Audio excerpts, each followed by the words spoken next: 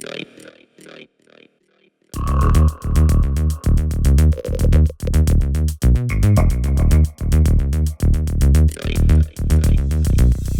this video, I'm going to take you through Waves Codex so you know how to get around.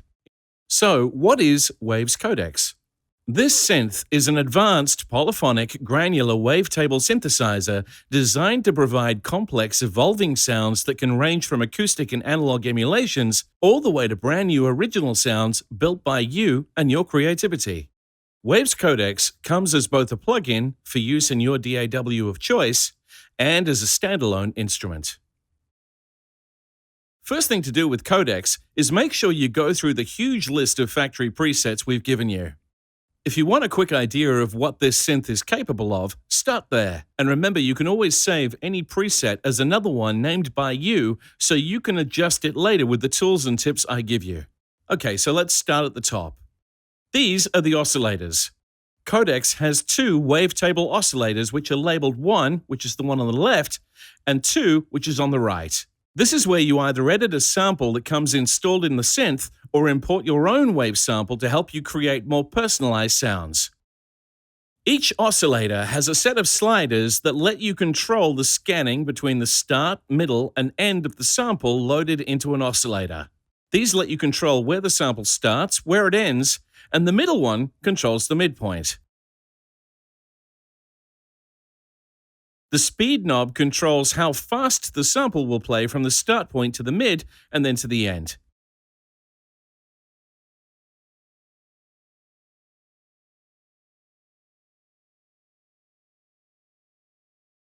If the sync button is turned on, the speed will be linked to your tempo, and instead of arbitrary rates, you'll have options like quarter bar, eighth bar, and so on.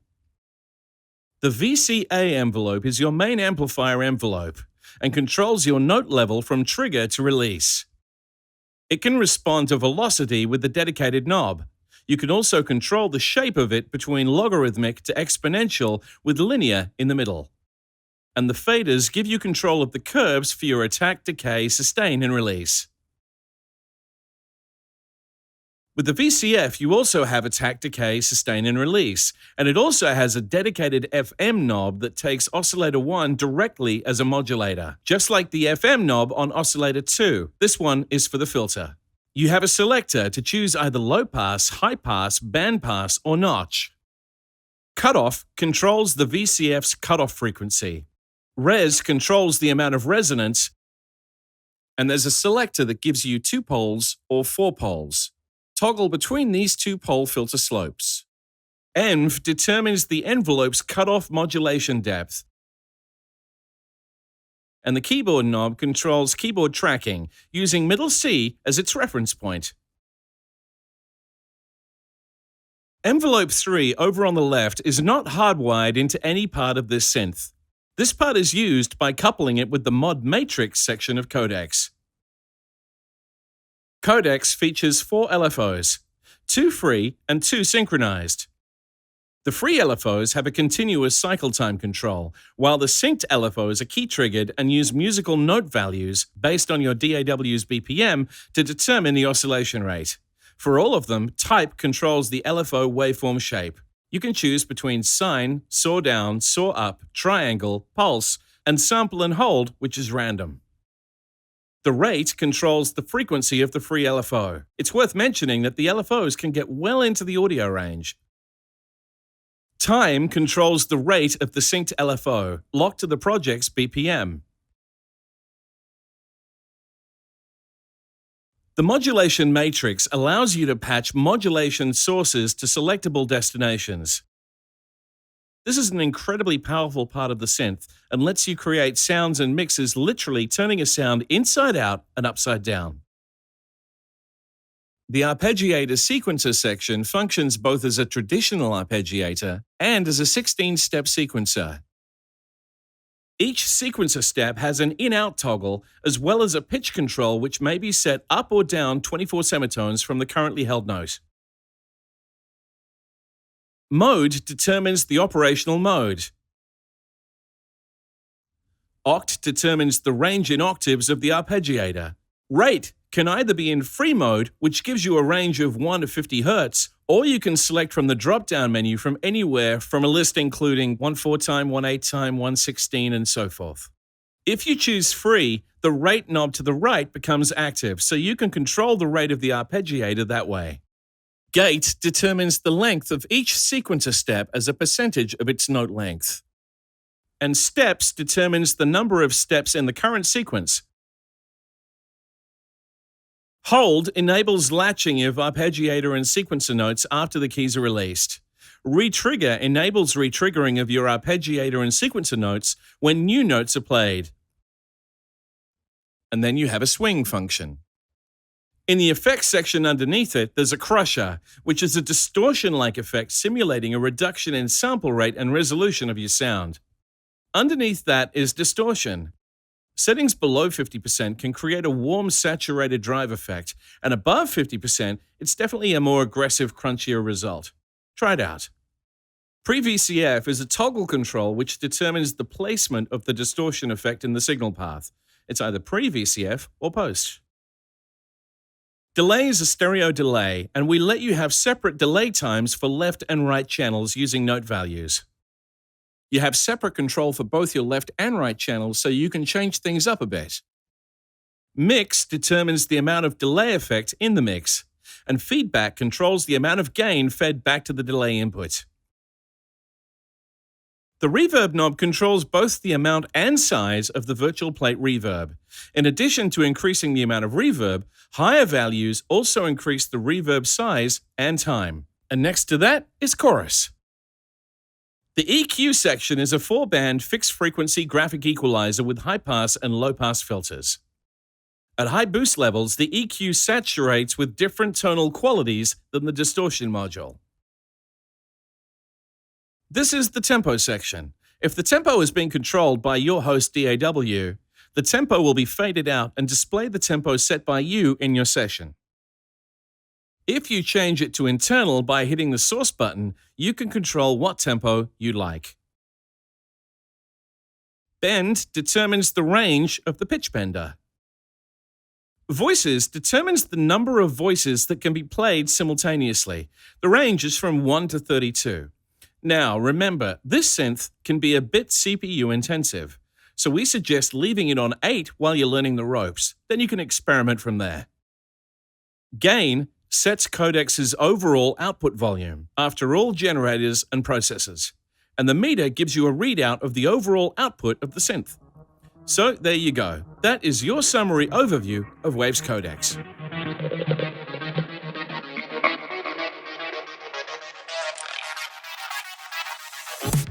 Codex has 2 oscillators. Each oscillator has 3 sliders: start, mid, and end. This is in relation to any sample loaded into the oscillator. I've picked a preset so I can show you how this works. The 3 points, start, mid, and end, are fully controllable by you. You choose the point for each of them. If I keep the speed at minimum, then hold down a key and move the start fader, you'll hear it manually sweeping through the table, and you can see what I'm doing displayed on the right.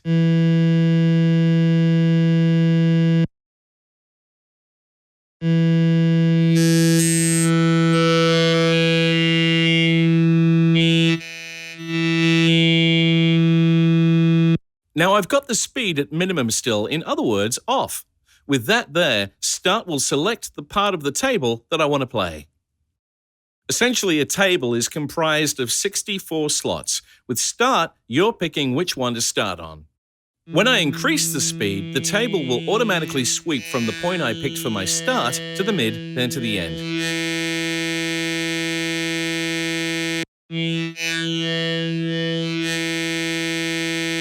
If you put the mid somewhere between the start and the end, it's basically being ignored. The sample will run through going over the mid from start to the end. So if we go to the start fader and keep it at the beginning of the sample, then for the end put it halfway and have the mid near the end of the sample, it will go from start to mid, then back to the end. And you'll notice that you can see where they are situated across the table in the display next to the faders I'm moving. And as you move speed up a bit and press a note, you'll hear the speed increase using the settings you've just created. And as we currently have loop off, it's going from start to mid, then backwards to the end and stopping there.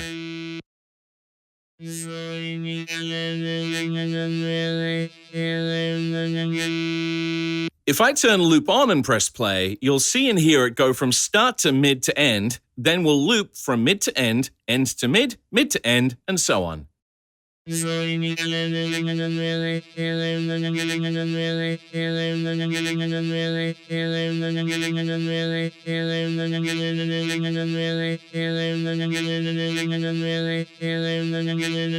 I mentioned, if loop is off, it will get to where you've set the end and will stay there. Sometimes you want that, especially for melodies that are more staccato, but for pads, I put loop on and leave it on. This one needs loop on though, for sure. If the sync button is turned on, the speed will be linked to your tempo, and instead of arbitrary rates, you'll have options like quarter bar, eighth bar, and so on.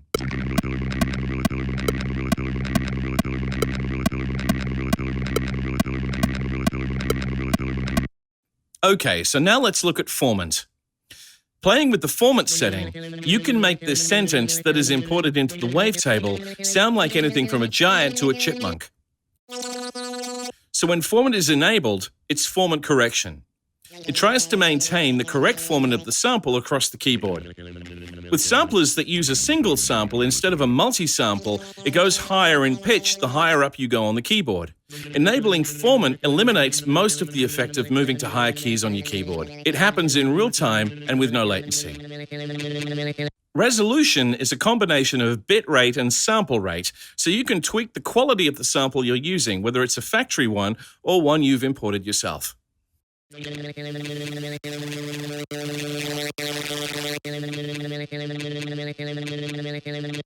Import allows you to import your own WAV file. Imported WAV files are automatically converted into wavetables by Codex, and some automatic pitch detection occurs when you first import a file. These new wavetables are saved along with the existing presets. Codex supports WAV files of any length, bit depth, and sampling frequency, but for the best results, keep to samples of between 1 and 5 seconds. This is basically a wavetable, and the two oscillators are almost identical. The only differences are that the second one can be synced to the first one, and you can also frequency modulate the second one using the first one as a modulator. To do that, just click the sync button up here at the top of the second one. Then no matter how you set the pitch to the second, it'll be synced to the first one. Octave lets you choose which pitch range you'd like for the sound you're working with, so up an octave or down an octave.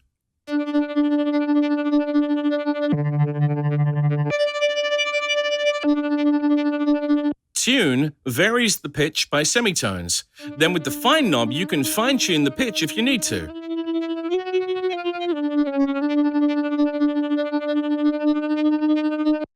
Sub mixes in a triangle wave 1 octave below oscillator 1. Really cool for bass notes.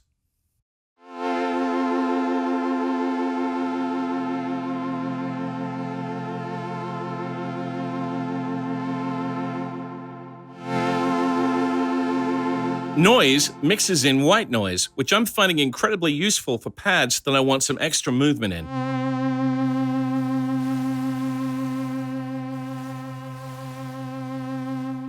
Ring controls the ring modulation of oscillator 1 and oscillator 2.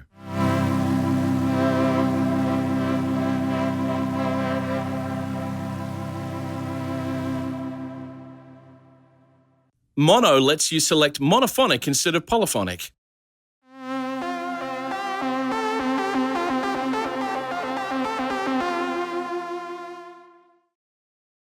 Retrigger controls envelope retriggering. When you activate this, every note restarts the envelopes. This is only available if you select mono instead of poly. Port determines the glide time, or portamento, between the notes. And always legato controls whether glide will always happen even when you're not holding down a key, or only when your previous note is still held on.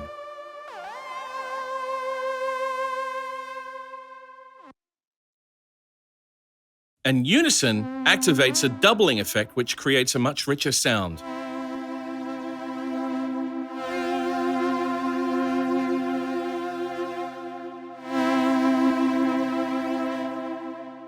The buttons labeled 1 and 2 activate or deactivate your oscillator of choice, with the fader underneath letting you mix between the two.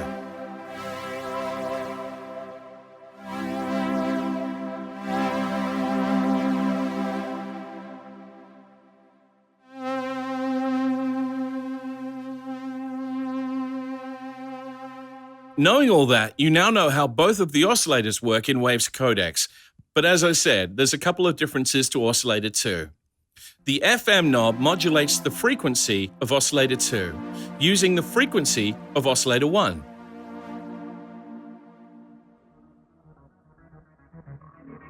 And as mentioned, there is also another sync button on Oscillator 2.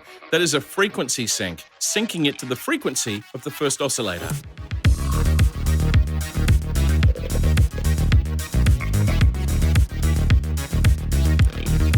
The section of Waves Codex that we call the Modulation Matrix allows the patching of modulation sources to selectable destinations. Let me explain. Nearly every part of sounds that come with this synth or sounds you create yourself can be altered to the point of turning them inside out and upside down within the Modulation Matrix. First up, there are 6 identical slots. Each one has a dedicated on and off button, as well as source and destination, to select what is being modulated. So this is the sound that we're starting with. It's a basic melody chord that needs some movement.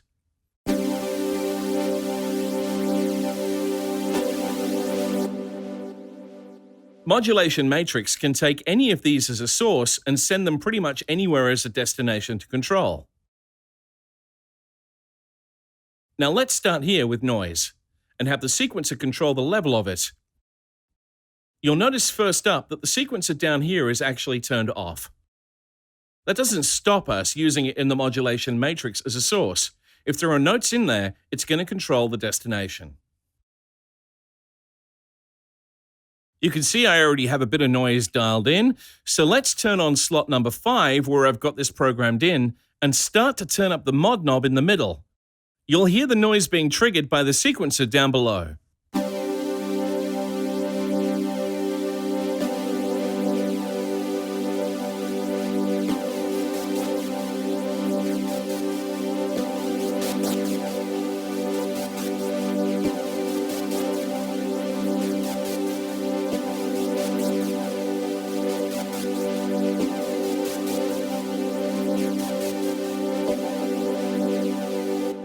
So that's been created by sequencer as source and noise as the destination, with the mod knob controlling how much I want. If I click the polarity button and increase the noise level, it will help to make the polarity inversion more pronounceable.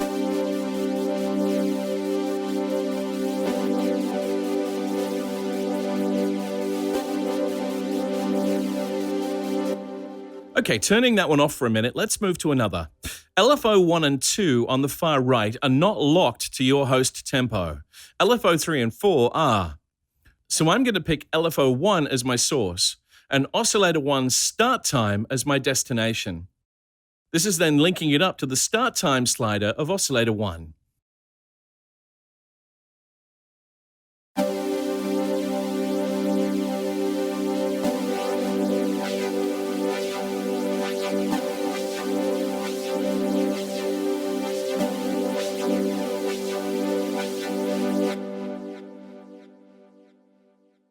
Now let's go to slot 2 and pick LFO 2 as my source and Oscillator 2 start as my destination. Have a listen just to Oscillator 2 so you can hear exactly what it's doing as I move the mod knob up.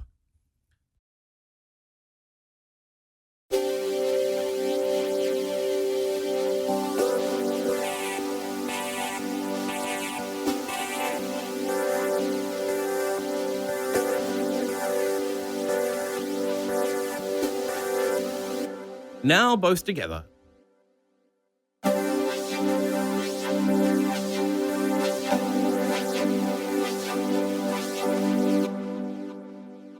Down here in slot 6, I'm using LFO 3, which is locked to the host BPM, and I've got it set at the time I want, and for my destination, I'm choosing pan, so I can sweep between the speakers and create even more movement.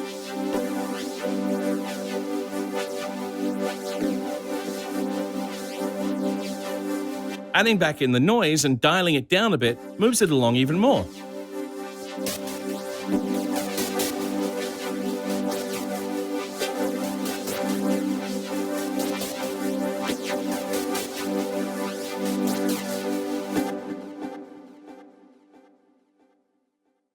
As I've mentioned, you don't need the sequencer actually on to have it control a destination in the mod matrix of Waves Codex. But let's turn it on now to make this move a bit more. Turning all slots in the mod matrix off for a second and leaving the sequencer on, it sounds okay, but when I add back the power of the matrix, the sound really comes alive a lot more.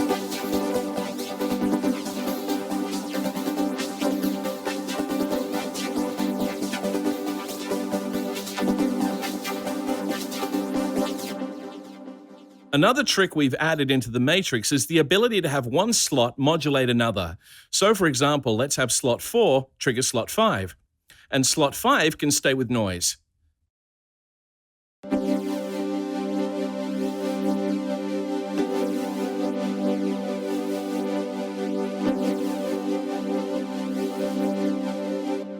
To change it up a bit more, we can change out a slot. So I'm going to have slot 3 have an LFO controlling the high-pass filter.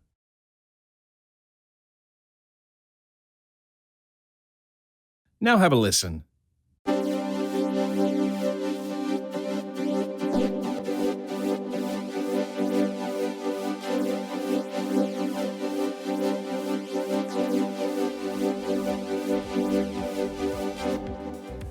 That's a great simple way to create a ducking effect for a pad there for you.